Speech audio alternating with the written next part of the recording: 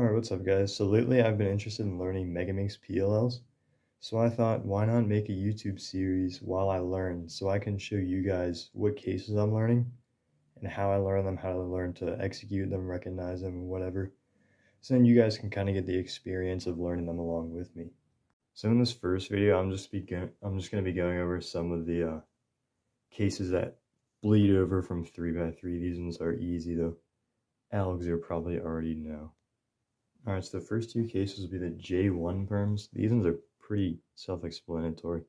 Really easy. The recognition is basically the same as 3x3. You just see this huge J block there. Or you can use this one too, but then it's like, yeah, you want to use this one here. So then, yeah, this little bit of 2x1 over there. This one is J1 plus, so it's just JB perm from 3x3 really. Just same algorithm. Do it 3 times and it solves a cube. So yeah, there's a J1 case is J1 minus, which is like JA perm from the 3x3. Yeah, same recognition, you have the big J block there. Another one, you want to have a little bit of 2x1 there, and you'll do this algorithm.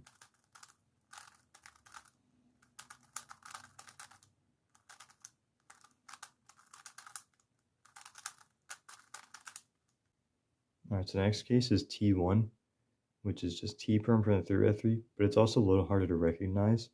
So what you're going to look for, you'll have 4 2x1s, which is pretty easy to see, but it's not as easy as seeing like 2 big J blocks, because that's like probably the easiest one to recognize.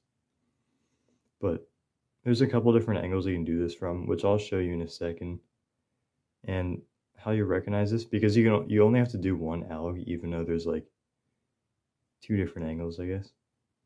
So you're going to recognize this by, you're going to have it so that you have a 2x1 down here, because you could also have a 2x1 at the top here, but then you can either do a different alg or do it from a different angle, because they're both the same. So if you have the 2x1 down here, and you have these 2x1s solved relative to their centers, or relative to each other, I guess, and you just do the T perm out from 3x3, and it'll solve it. The reason why this case is interesting is because, see, if I have these 2x1s like solved relative to their centers, I guess, so will, if you do a U2, so will these ones. So if you have it from this angle, it might be a little tricky. So if you have like the 2x1 up top here, you could do the inverse of a T perm and it'll solve it. But what you could also do is you could just rotate from this angle. Now as you can see, it's the same as before. So then we could just do our T perm alg and it'll solve it. So yeah, pretty cool for that one. Alright, so next up we have our Y1 perm, which, I mean, just looking at it, you can kind of already see what it is. It's pretty much, yeah, just Y perm from 3x3. So what you're going to look for, you'll have this 2x1 block here, but then you'll also have, or 2x2 block, sorry. Then you'll also have these 2 2x1s that are next to each other but aren't touching. They'll have like a corner in the middle.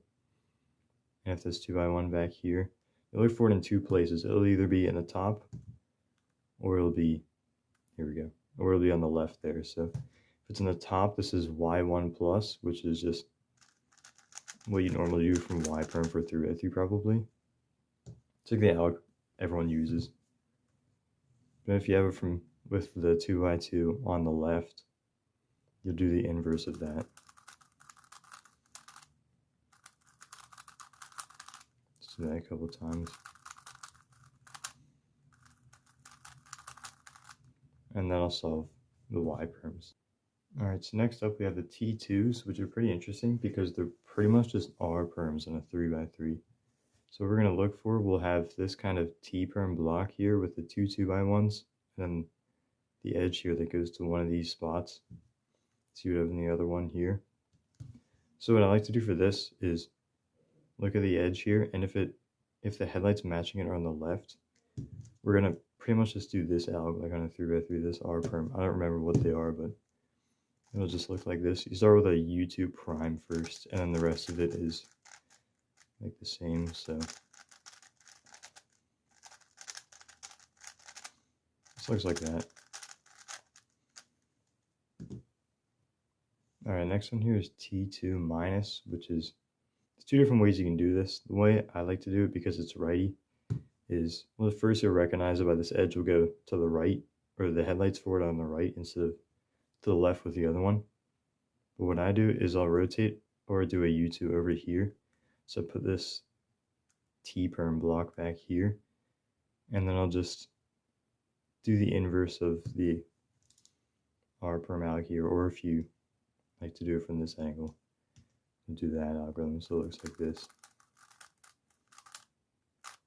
Another thing you can do here is, if you don't feel like learning another algorithm, or if you use the left-handed R-perm for the 1 and 3x3, you can just do the same thing.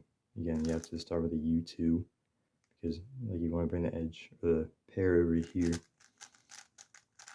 and that'll solve the case too. So that just about wraps it up for episode 1 of my little Megaminx PLL series, as I learn cases and I show you guys the stuff I learned too. So thanks for watching, and stay tuned for the next one. Bye.